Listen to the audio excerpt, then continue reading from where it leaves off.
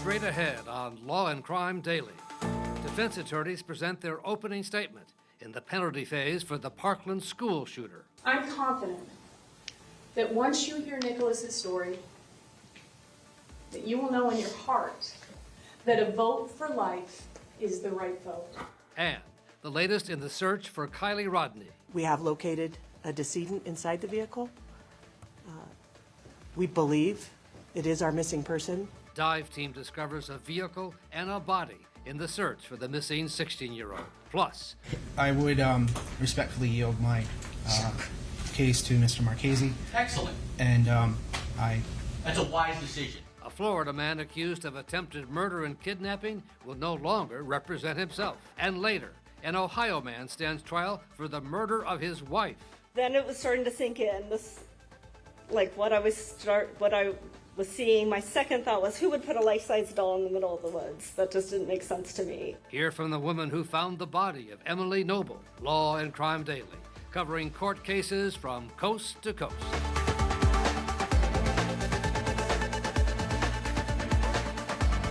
And welcome, everybody, to Law and Crime Daily. I'm Brian Ross, in today for Brian Buckmeyer. We begin with the Parkland school shooter's defense team finally presenting its opening statement, more than 1 month after the penalty phase of the trial began.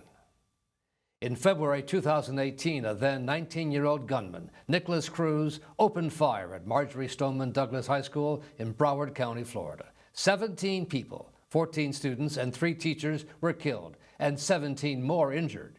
In October of last year, Cruz pleaded guilty to all charges. So it's now up to a Broward County jury to determine whether he receives life in prison or is sentenced to death. After weeks of jury selection, the penalty phase began on July 18th, when the prosecution presented its opening statement. The defense opted to postpone its opening until the prosecution wrapped its case. On Monday, the defense did present its opening statement, largely pointing the finger at the defendant's biological mother, Brenda Woodard. What do we know about Brenda's pregnancy? We know that it was very stressful and chaotic. The majority of her pregnancy, she was homeless and living on the streets. Nicholas Cruz's prenatal vitamins consisted of Colt 45, Cisco bomb wine, crack cocaine, and cigarettes. And because Nicholas was bombarded with all of those things, he was poisoned in the womb. And because of that, his brain was irretrievably broken through no fault of his own. For its first witness, the defense called a woman who knew Cruz's biological mother. She described Cruz's mother as a prostitute who used drugs heavily during her pregnancy. I asked her, I said, Brenda, are you drug sick? Here, take some of mine. Here, take this piece of crack, is exactly what I said to her. And she said, no, it ain't drugs, I'm pregnant. And I thought, oh my God. And then that's when we kind of got into a little bit of a, it's my life and I'll do what I want to. And I was trying to tell her, Brenda, you can't do this, you're pregnant. Babies, it's hard on them. She didn't care at that point. Okay. So even after she told you that she was pregnant, did you see her continuing to use Absolutely. alcohol? Absolutely. Drugs, alcohol, weed, cigarettes, anything she could get her hands on. She was just like me. That was our daily routine. That's how we lived our life. Cruz's half-sister took the stand Monday afternoon, testifying that she saw her mother smoking while pregnant with Cruz. She then described how her mother influenced her life.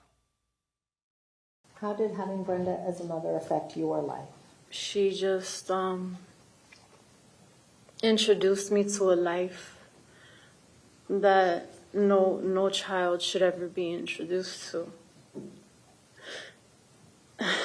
And, she has no regards, for my life or his life. Joining us now is co-host Terry Austin and criminal defense attorney Florina Altschuler.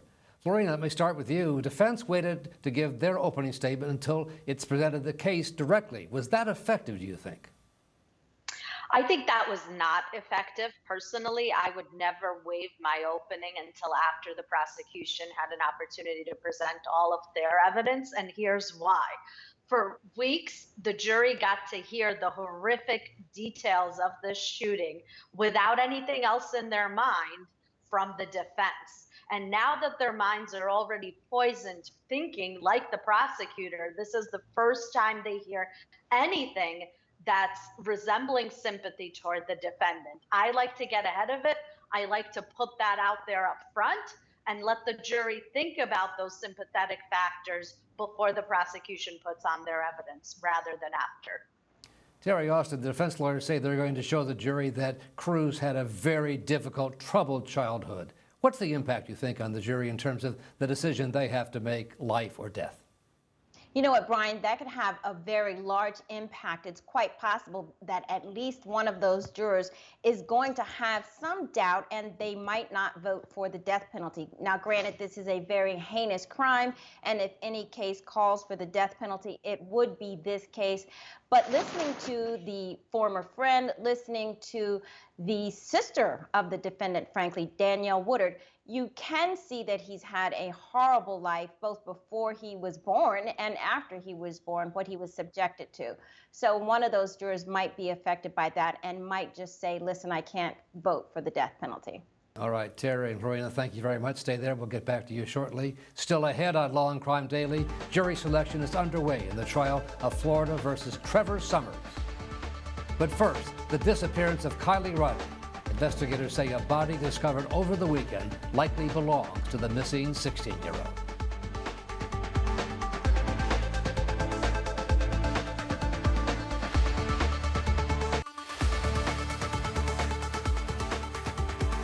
Welcome back. A sad end to a search for a missing teenager in Northern California.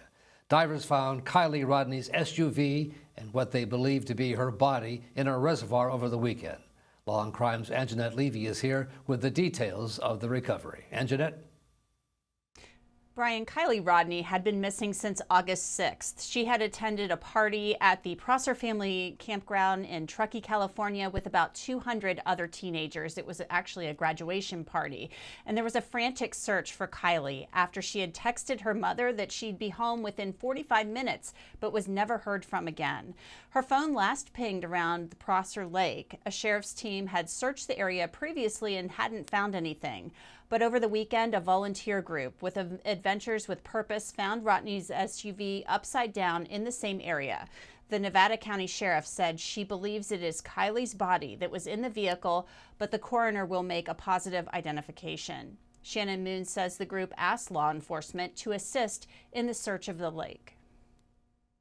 We were very fortunate that we had the assistance of a volunteer group, the Adventures with Purpose, that came out with some very specific expertise and were able to help us in locating the vehicle that we had been searching for several weeks. Now, Adventures with Purpose is led by a man named Doug Bishop, and he actually talked about the discovery on the group's Facebook or the YouTube channel. We began our search for Kiely at Prosser Creek Reservoir on August 21st at 10:40 a.m. We placed 2 sonar boats in the water. By 11:15 a.m., Nick detected an object underwater using cutting-edge Garmin sonar technology. I was able to then confirm that it was, in fact, a vehicle in roughly 14 feet of water and only 55 feet offshore. Now, there have been a lot of questions asked about why the sheriff's office wasn't able to find the vehicle before Adventures with Purpose. You heard they were in the water for less than an hour when they found the SUV, and the sheriff's office had used similar technology to that used by the volunteer group. The Placer County Sheriff says that they'll be talking with the group and reviewing their training to determine how on earth that could have happened. And an autopsy on that body found in Kiely's vehicle, believed to be hers, will be conducted on Tuesday. Brian. What a story, Anjanette. Terry, the volunteer agency able to find the car so quickly when other agencies were unsuccessful for weeks. Could this lead to some kind of claim of negligence? I think it absolutely could. There is a cause of action called negligent infliction of emotional distress, and all you have to do is demonstrate that one party owes a duty to another party. There was a breach of that duty, and that breach caused damages. And in this case, there's no question that the authorities did not find the car and the body before these individuals in this voluntary group did. And there could have been negligence here. If they had the same equipment, why didn't they have the same training? So I do think that you could have distress from not knowing where your daughter is, and you could bring a claim. So we'll see what happens, but it's a sad situation, no doubt. No doubt. Florina, as the investigation continues now with the body and the vehicle submerged for so long, will it make it difficult to extract DNA or other evidence? It will, but really, I don't think DNA will be determinative in this case. Even if found, all DNA would say is that that person at some point was in the vehicle.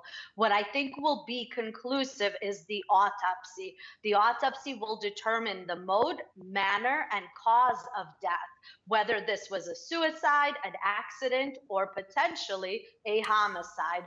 From there, more evidence will obviously follow, and I think the leads will have to come from potential witnesses, tipsters, and possibly even social media that was posted.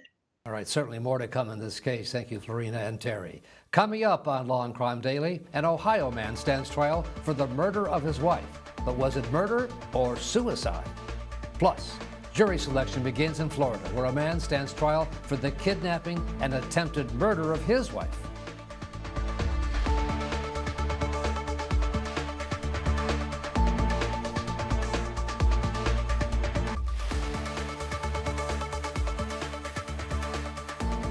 Welcome back. Jury selection begins in the Florida trial of Trevor Summers, a man being tried for the 2017 attempted murder and alleged kidnapping and sexual assault of his estranged wife. The case goes back 5 years when, after months of conflict between Summers and his wife, Elisa Mathewson, the September before, Summers had pleaded guilty to federal conspiracy and wire fraud charges. 2 months later, Mathewson filed for divorce. A judge barred the couple from seeing each other. But Summers allegedly told their then 14-year-old daughter he wanted to reconcile with Mathewson and needed some alone time with her.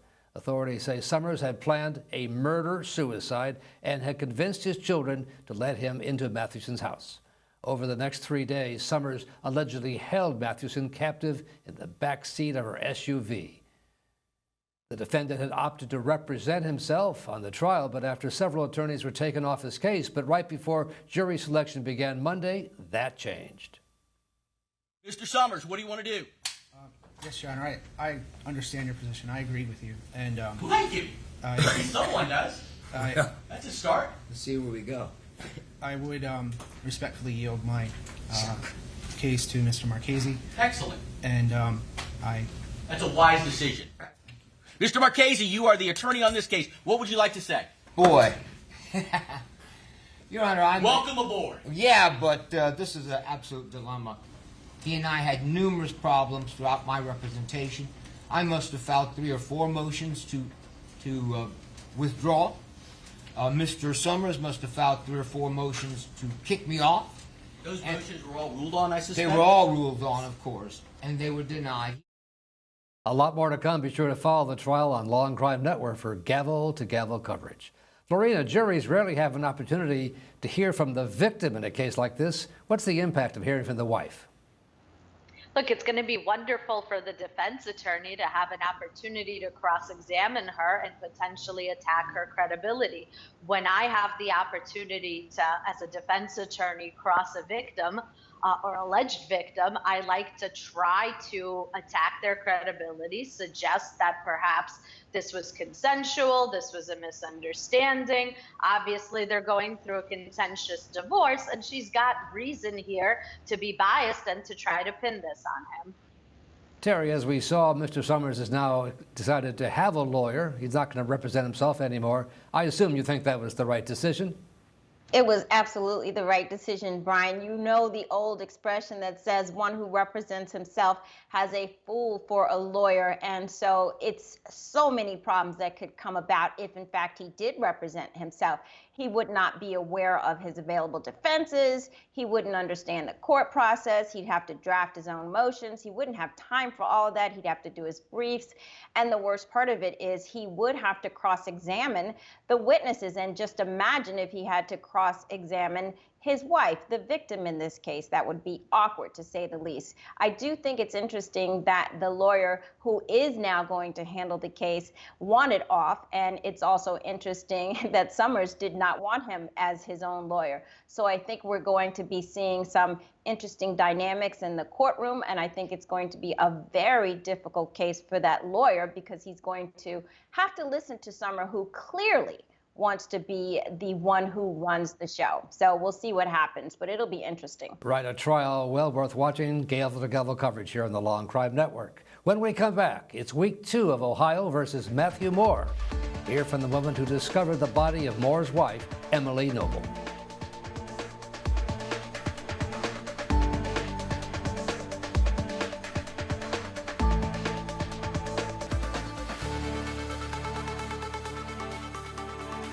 And welcome back. We head to Ohio now, where one of the women involved in the search for the victim in what authorities say was the staged suicide death of Emily Noble now takes the stand, as her husband Matheau Moore stands trial for her murder. Noble was reported missing in late May of 2020, the day after going out to celebrate her birthday with her husband. Hundreds of volunteers conducted search parties for months, but Moore reportedly never took part. 4 months later, a group of women found Noble's decomposing body in a wooded area near their home, kneeling beneath a tree with a USB cord wrapped around her neck. Officials had to use dental records and DNA to identify the body.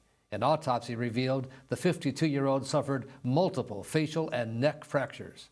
Authorities say her death was staged to look like a suicide. Moore was arrested and charged with her murder the following June. One of the women who found Noble took the stand Monday afternoon. She explained the moment they came across her body.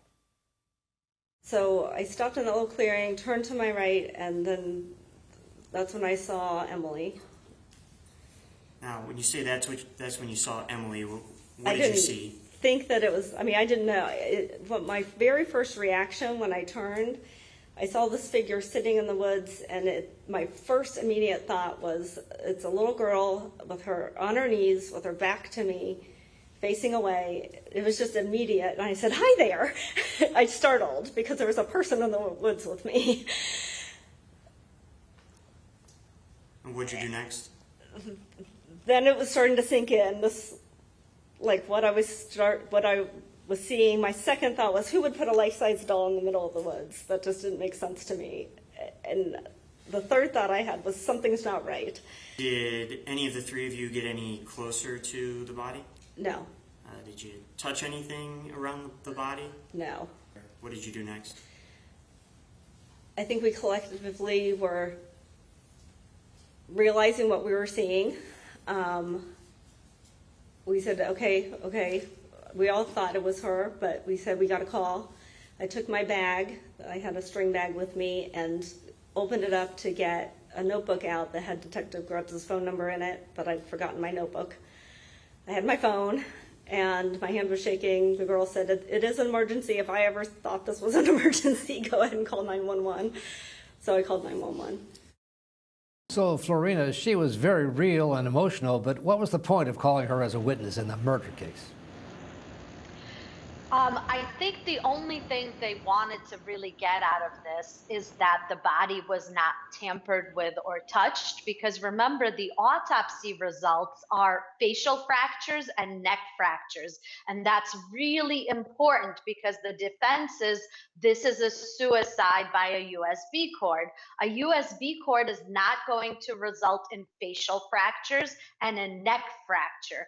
And so the only other possible defense or explanation for those would be, well, maybe whoever found her stepped on her, tampered with the body, did something to the body, moved her, and caused those fractures. And so while the testimony itself doesn't seem significant, I believe the prosecution is trying to close that door of explaining away the fractures by having her be able to say, look, we found her, we called, we reported it, we didn't touch the body, we didn't do anything.